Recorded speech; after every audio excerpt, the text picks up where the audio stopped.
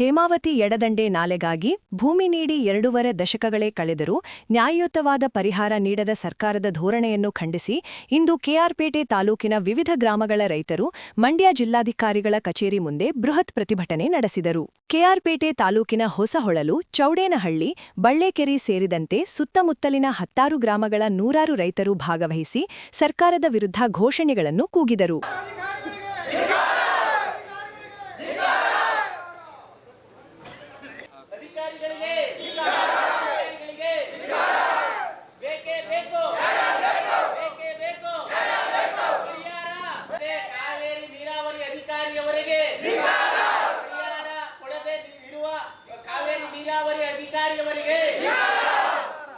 ರೈತರಿಗೆ ಮೋಸ ಮಾಡುವ ಅಧಿಕಾರಿಗಳು ಭೂ ಸ್ವಾಧೀನ ಅಧಿಕಾರಿಯವರಿಗೆ ಎಲ್ಲಿಯವರೆಗೆ ಹೋರಾಟ, ಎಲ್ಲಿಯವರೆಗೆ ಹೋರಾಟ, ಭೂ ಸ್ವಾಧೀನ ಅಧಿಕಾರಿಯವರಿಗೆ 20 ವರ್ಷ ನಾಳೆ ಹೋದರು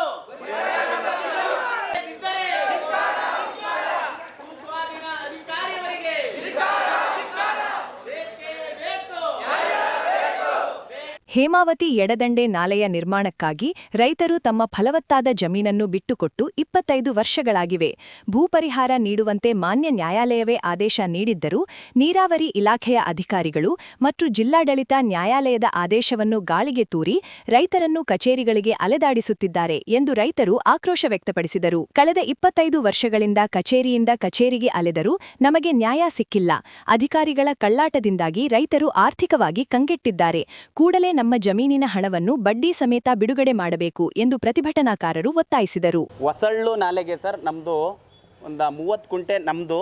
ಬಟ್ ನಮ್ಮ ಗ್ರಾಮದಲ್ಲಿ ಅಂದರೆ ಬೀಬಾಚಳ್ಳಿ, ಕೀಳನಕೊಪ್ಪಲು, ಹಳೆಯೂರು, ಯಮಡಳ್ಳಿ, ಬಳ್ಳೇಕೆರೆ ಈ ಒಂದು ಹೊಸಳ್ಳು ನಾಲೆ ಅಂತ ಅಂದ್ಬಿಟ್ಟು ಸರ್ ಹೇಮಾವತಿಯವರು ಆಲ್ರೆಡಿ ತೆಗೆದಿದ್ದಾರೆ.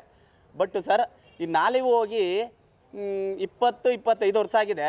ಬಟ್ ಅವಾಗಲಿಂದ ಇವತ್ತಿನವರೆಗೂ ಪರಿಹಾರನ ಸರ್ಕಾರ ಕೊಟ್ಟಿಲ್ಲ.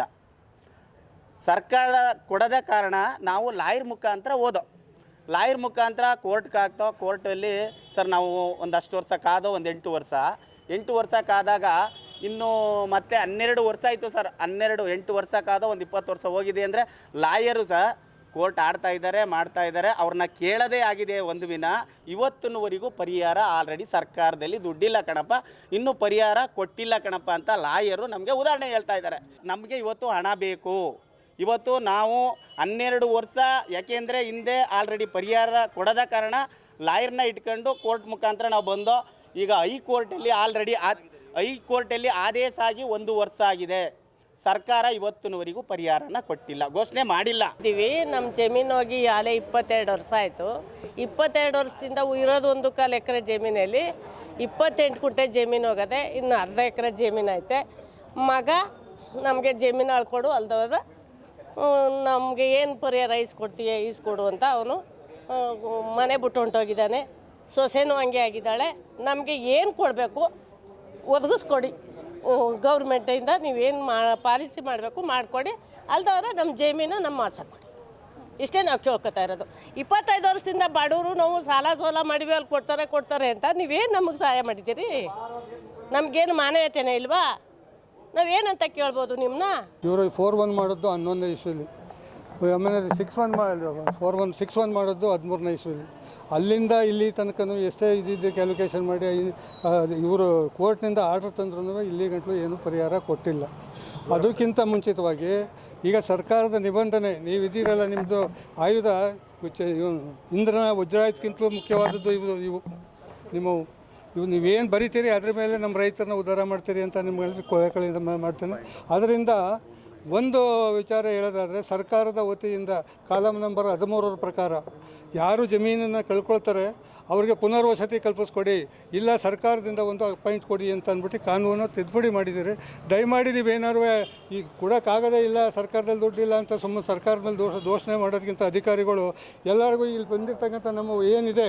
ಪ್ರತಿಭಟನಾ ಸ್ಥಳಕ್ಕೆ ಆಗಮಿಸಿದ ಅಧಿಕಾರಿಗಳ ಮೂಲಕ ಜಿಲ್ಲಾಧಿಕಾರಿಗಳಿಗೆ ಮನವಿ ಸಲ್ಲಿಸಲಾಯಿತು. ಈ ಸಂದರ್ಭದಲ್ಲಿ ರೈತ ಮುಖಂಡರಾದ ಪ್ರಕಾಶ್, ಸಣ್ಣೇಗೌಡ, ನಾಗಯ್ಯ, ರವಿ ಹಾಗೂ 100 ಸಂತ್ರಸ್ತ ರೈತರು ಉಪಸ್ಥಿತರಿದ್ದರು.